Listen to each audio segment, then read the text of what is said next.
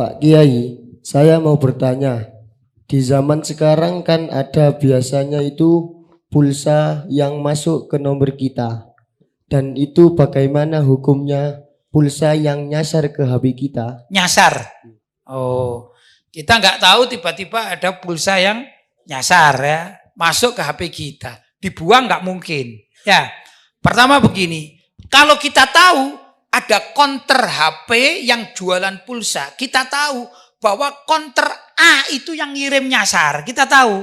Misalnya kita ini menjadi pelanggan ya, ini satu counter saya beri nama counter A itu. Kita sering beli pulsa di counter A itu. Mungkin setiap 2 hari sekali kita beli.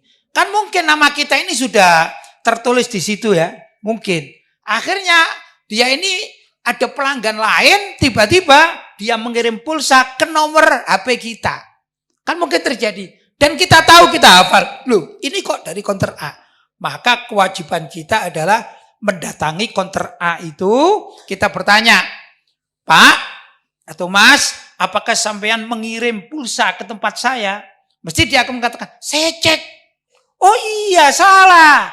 Mestinya ke orang lain, tapi masuk di tempatmu. Maka kita agar tidak berdosa, kita bayar. Begitu ya. Ya kan bukan masalah seneng tidak seneng, kita urusan kita dosa atau tidak dosa, halal atau haram kan gitu. Maka wajib kita membayarnya. Ya mungkin saya yakin nanti konternya itu akan minta maaf ya. Syukur-syukur dikasih diskon ya. Syukur-syukur ya. Amin ya. Nah itu satu. Karena apa? Kita tahu yang mengirim siapa itu. Tapi kalau kita nggak tahu, memang nggak tahu kita ini. Ya itu seperti kita menemukan barang hilang. Namanya nggak tahu. Dibuang nggak bisa, disimpan nggak bisa. Wong namanya juga pulsa. Kalau kita nelpon, kita main internet, pasti ini berkurang kan gitu ya. Ya maka kita boleh memakainya karena memang kita nggak tahu sumbernya dari mana. Itu seperti kita menemukan barang. Begitu ya. Yang masalahnya kalau menemukan barang itu kan bisa disimpan, bisa diumumkan.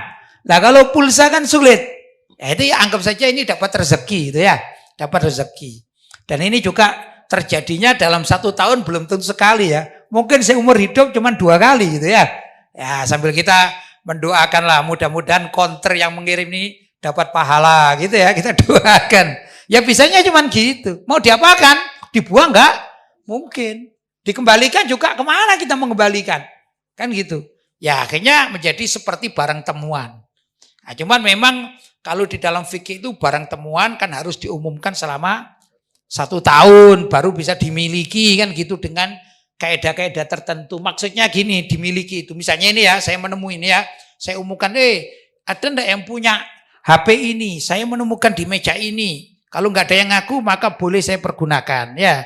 Tapi diumumkan selama 1 tahun. Setelah 1 tahun maka saya miliki. Tapi bila mana suatu saat setelah kita pakai ini, suatu saat ada yang mengaku, maka kita harus mengembalikan HP ini. Andai kata rusak, maka kita harus mengganti dengan sesuai harga HP ini atau kita mencarikan yang seperti ini. Kalau second, carikan second. Intinya dikembalikan kepada si empunya pemiliknya. Demikian juga pulsa.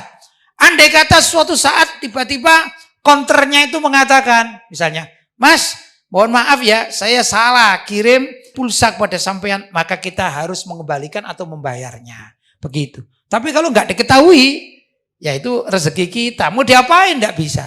Ya, saya sebenarnya beberapa kali gitu semula heran saya. Loh, kok pulsa saya ini kok bertambah? Saya begitu ya. Sudah, akhirnya saya ragu diapakan nggak bisa. Mau diapakan? Ya terpaksa dipakai alami saja. Tiba-tiba ada orang yang WhatsApp.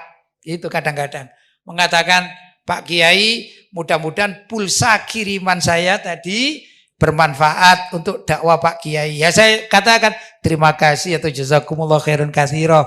Mudah-mudahan sedekahnya mendapatkan pahala yang berlipat ganda. Itu terjadi juga pada saya. Ya, tapi karena diikuti berikutnya dengan WhatsApp inbox seseorang, ya saya katakan oh berarti bukan nyasar ini ya.